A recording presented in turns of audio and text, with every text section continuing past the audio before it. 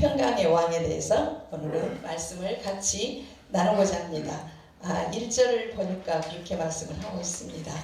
우리 하나님은 온 인류에 구원하기 위한 계획으로 오셨습니다. 그래서 우리 예수 그리스도는 항상 우리를 사랑하고 우리를 불쌍히 사실 여깁니다. 우리를 불쌍히 여기기 때문에 우리에 대한 것을 너무 잘 알아요. 우리의 심령도 애굽에서 나올 때부터 우리가 엄청 어리석다는 것도 너무 잘 알고 있습니다. 이 평강의 왕이 모든 전쟁을 멈추게 하고 인류를 전쟁에서 피옷을 벗게 하시는 분이 바로 예수 그리스도십니다. 그래서 이 만왕의 왕께서 전능하신 하나님께서 전능하신 하나님에 대한 오늘 말씀을 같이 나누고자 합니다. 이사야 9장 1절을 보니까요. 전에 고통받던 자들에게 흑암이 없으리로다. 옛적에는 여호와께서 수브론 땅과 납달리 땅이 멸시를 당하게 하셨더니 후에는 해변길과 요단 저쪽 이방의 갈릴리를 영화롭게 하셨으니, 그전에는 이 해변가는 이스라엘뿐만이 아니고요, 전 세계가 해변가 도로는 해적들 때문에 굉장히 살기 어려웠죠. 해적들이 바다를 통해서 해적이 침투해서. 그렇지만 예수 그리스도가 그 갈릴리 바다를 쫙 돌므로 인해서 밟음으로 인해서 왕의 도로가 됩니다. 왕의 도로가 되어서 그야말로 왕의 제국이 됩니다. 그렇습니다. 그분은 우리를 영화롭게 만들고자 합니다. 이 땅에 와서 살면서 너무 힘들고 어렵기 때문에 많은 것을 우리에게 주고자 하는 것이 그리스도입니다. 그러나 사람들이 그것을 따라주지 못해요.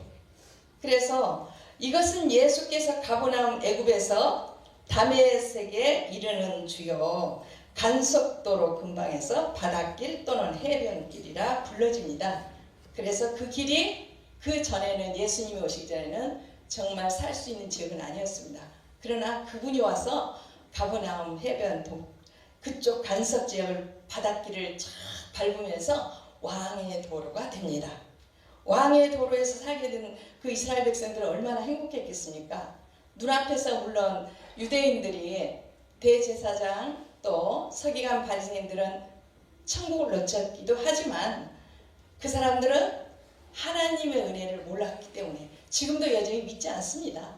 믿지 않고요. 그들은 하나님에 대해서 아직도 메시아를 기다리고 있죠. 오셨다 가셨는데 말입니다.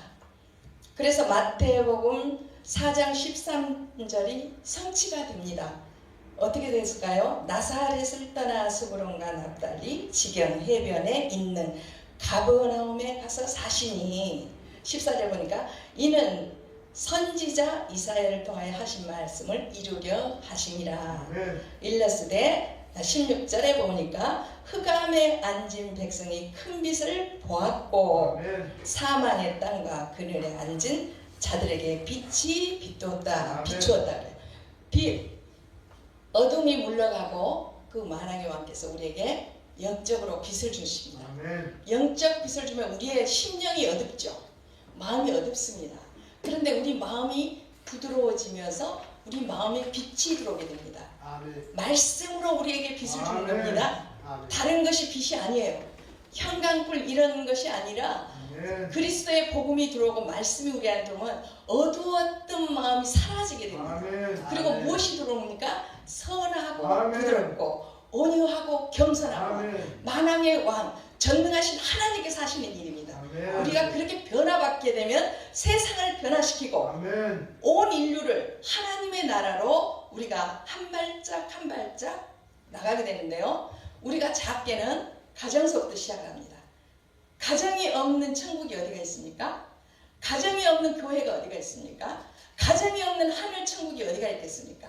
그래서 우리가 가정서부터 희생자가 있어야 되고 제사장이 있어야 됩니다. 그래서 부드럽고 온유한 마음으로 어두운 마음을 다 몰아내야 돼요. 무엇으로? 66권으로 말씀으로 어둠을 물리쳐서 완전하게 물리쳐버려야 돼요. 그래서 항상 기쁘고 즐거운 마음. 복음은 기쁜 소식이죠. 만왕의 왕은 우리를 천국으로 인도해 것입니다. 아멘. 그래서 우리의 어두운 마음이 없으면 항상 웃죠. 아멘. 그리고 행복하죠. 주변에 영향력을 팍팍팍 줄 수가 있습니다. 아멘. 그러나 내 마음이 어두우면 어디 가서든지 불만불평해서 시끄럽습니다. 분위기가. 첫 번째 그 복음과 어둠의 차이입니다. 그래서 우리는 나가서 어디든지 가서 어느 장소를 가든 소금과 빛이 돼야 돼요. 아멘. 소금과 빛이 없이는 부드럽고 온유하게 할 수도 없죠.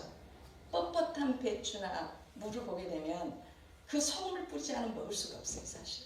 그러나 그 소금을 뿌려놓으면 그게 사람이 먹기 보들보들 맛있어요.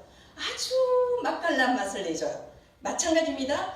사람도 그와 같이 뻣뻣해요. 정말 뻣뻣합니다. 정말 고집도 세요. 세상에서 가장 세고 무지한 것이 사람의 마음이 아닌가 싶은데 복음이 들어가면 아주 부드럽게 변화돼서 아멘. 그야말로 천국 사람이 되어지는 것이에요. 아멘. 그러니까 내 주변 사람이 다 화목하게 되죠. 내 주변에 영향력이 팍팍 주어져서 행복한 길을 걷게 됩니다. 아멘. 여러분 믿으시기를 바랍니다. 아멘. 예수님은 온 인류에 그러한 천국을 이루고자 아멘. 이 땅에 와서 피 흘렸어요. 아멘. 그랬지 그냥 죽이고 살리고 전쟁하고 무지한 피를 흘리고 무지한 피를 그냥 갖다 붓는 그런 일을 하지 않아요. 아멘. 않습니다. 그래서 예수님은 5절 보니까 어그러지는 싸움은 군인들의 신과 피 묻은 겉옷 이불의 성같이 사라질지니. 예수님이 들어오면 이런 것들이 사라집니다. 아멘. 예, 푸틴은 얼마나 땅을 차지하고 싶어서 우크라이나를 쳤는지는 모르겠습니다만 절대로 모승이에요. 예, 왜? 하나님이 그 위에 딱 있기 때문에. 공산당이 이기면 하나님의 정치가 무너지죠. 아멘. 그러나 하나님은 선인데 공산당이 이기게 두겠습니까? 아멘. 회개해야 돼요. 아멘. 김정은 진짜 회개해야 돼요. 아멘. 무지한 대한민국 백성이 엄밀히 따지고 보면 아멘. 북한이. 그런데 무지한 피를 그 외국 먼 나라까지 그 젊은 사람들 너무 많이 맞네. 정말 가슴 아픈 일입니다. 그러나 우리는 하나님 있기에 우리는 정말 행복합니다. 그래서 우리는 그들이 회개하고 돌아오기를 원해야 되고 아멘. 북한 김정은이가 회개하기를 바라야 돼요. 우리는 그들을 위해서 어떤 악을 퍼부으면 안 됩니다. 아멘. 그냥 그가 선으로 돌아오기를 간절히 기도하면 그 나머지는 하나님이 하세요. 아멘. 우리가 만약에 같이 악으로 하게 되면은 우리나라도 위험해집니다. 아멘. 그래서 안 돼요. 그래서 선기도를 해야 돼요.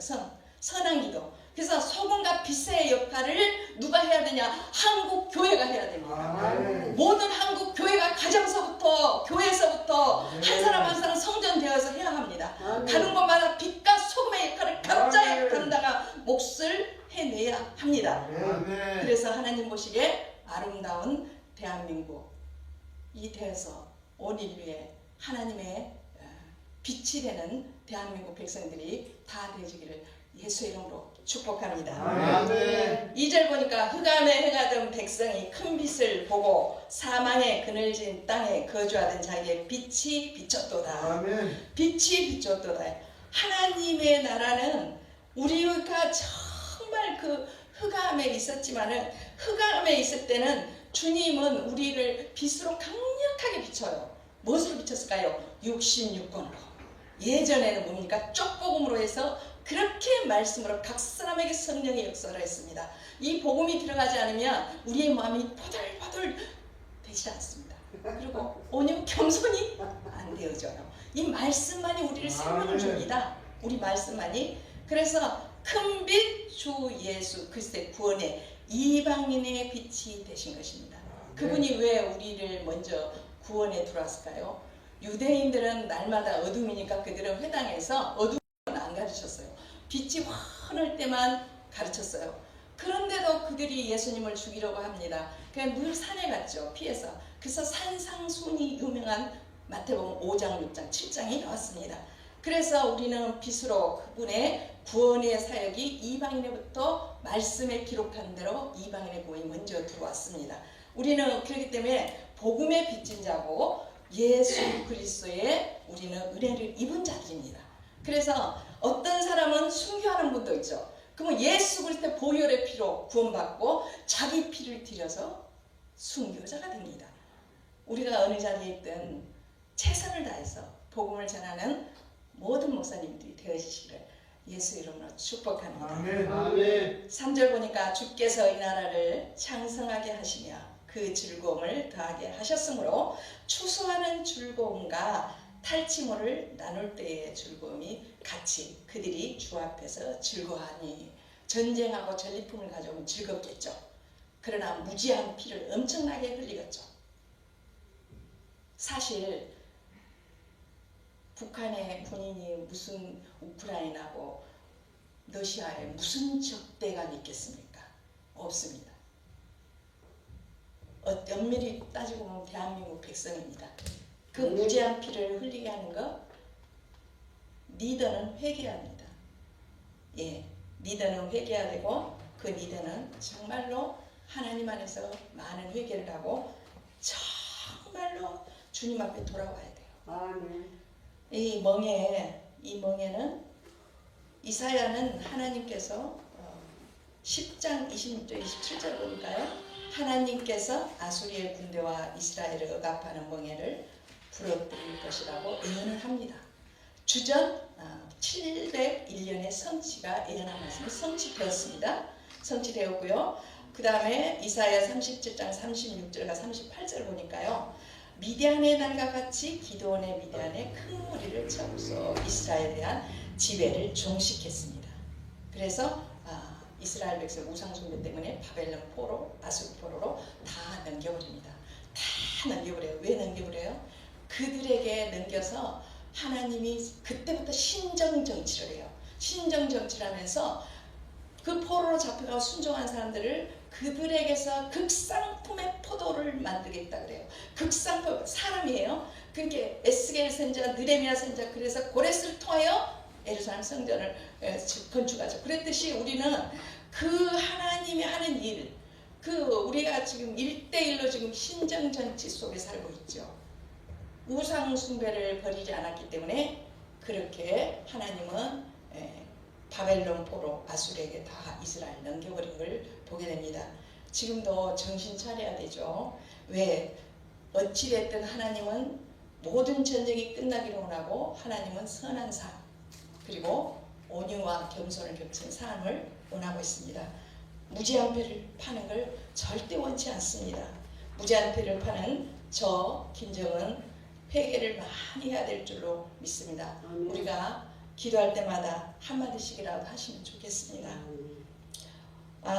5절 어그러지고 싸우는 군인과 군인들의 신과 피 묻은 겉옷을 붙잡아 섬같이 사라지리라.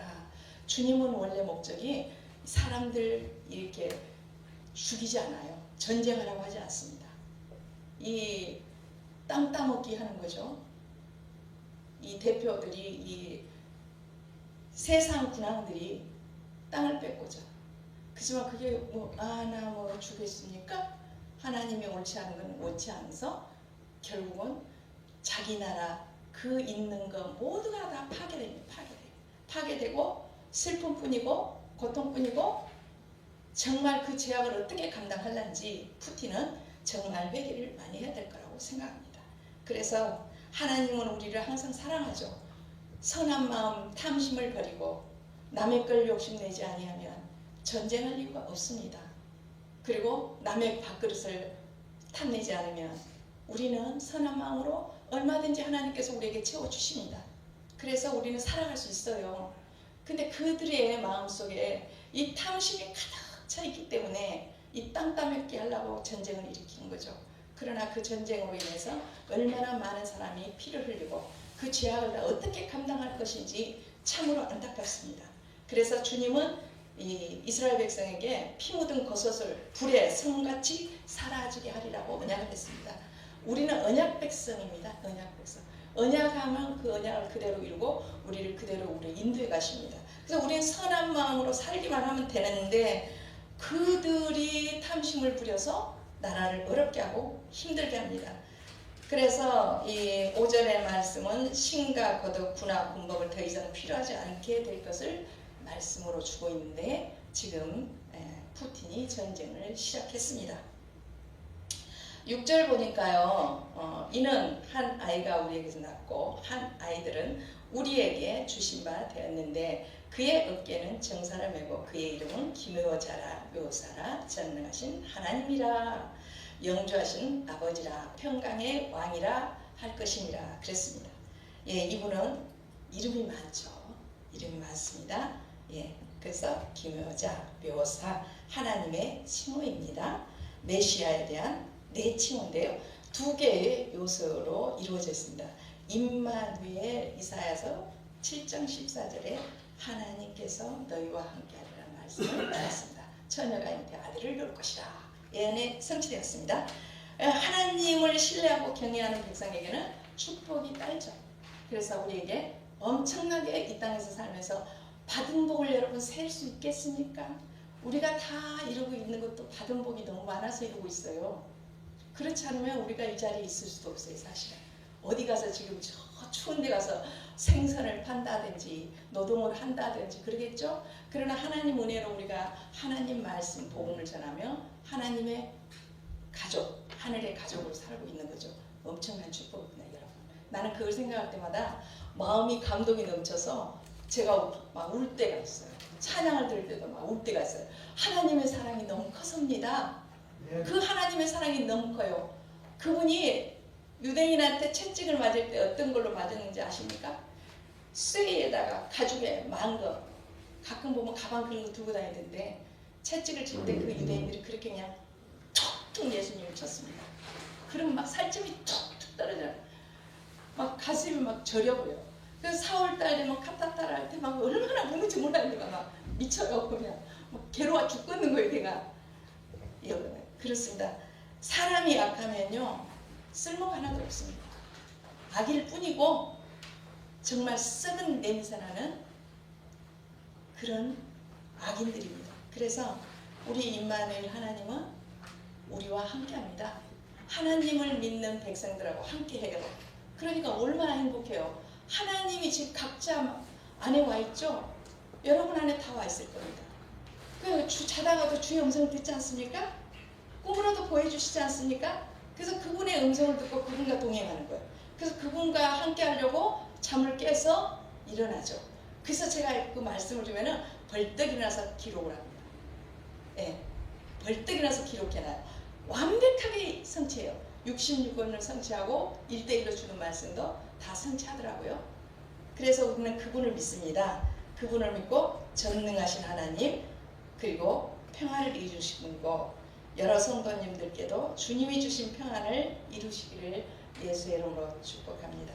아멘. 전능하신 하나님 신적 능력을 강조하는 부분입니다. 10장 21절 보니까 영존하신 아버지 그분은 영존하시고 그렇습니다. 많은 사랑을 우리에게 공급해주는 하나님이시기는 그 하나님의 사랑을 여러분 함께 여러분에게 느끼면서 그분과 하나님을 경외하고 신뢰함으로 축복받는 모든 분들이 되어지기를 예수의 이름으로 축복합니다. 아멘. 말씀 마무리하겠습니다. 7절 보겠습니다. 그 정서와 평강에 더함이 무궁하며 또 다윗의 왕자와 그의 나라에 군림하여 그 나라를 굳게 세우고 지금 이후로 영원히 정의와 공의로 그것을 보존하실 것이라 만군의 여호와의 열심히 일을 이루리라. 언약한 대로 이루고 있습니다. 아멘. 여러분 우리에게 평안을 주기 위해서 평강을 주기 위해서 그 자비하고 자비가 많은 공급자 우리에게 모든 걸 공급해 주지 않습니까? 예, 모든 걸 공급해 줘요. 어디를 가라 할 때도 우리에게 공급해 줘요. 빈손 오지 않게 공급해 줍니다. 그래서 그 공급자시고 우리를 항상 잠도 편하게 잘 수 있게 보호해서 천군천사를 붙여서 공급자이십니다. 그래서 이사야 4장 9절에도 11절까지 보면 평강의 왕 하나님의 다스림은 각 개인과 사회 모두에게 온전함을 행복을 갖다줄 살아계신 하나님이신 걸 믿으시기를 예수의 이름으로 축복합니다. 아멘. 다윗의 왕자 영원히 정의롭고 아스 같은 왕들에게 죄에도 불구하고도 그리스도는 정의로 그들을 용서해 줬습니다. 왜 용서해 줬을까요? 사랑이 많기 때문에. 그리고 성급하지가 않고 우리의 모든 죄를 다 용서하시고 영원히 다스릴 만왕의 왕이시기 때문입니다. 열심히 일을 하나님께서는 열정적으로 주의 백성을 결코 저버리지 않습니다. 이사야 37장 32절 보니까 이는 남은 자가 예루살렘에 나오면 피하는 자가 시온산에서 나올 것이니라. 만군의 여호와의 열심히 이를 이루시리라. 그럽니다. 남은 자, 이스라엘 남은 자가 있죠. 예, 잘 기록해놨죠. 그래서 로마서 11장 남은 자에 대해서 기록이 잘 되어 있습니다. 여러분과 나는 이스라엘의 남은 자가 되시기를 예수 이름으로 축복합니다.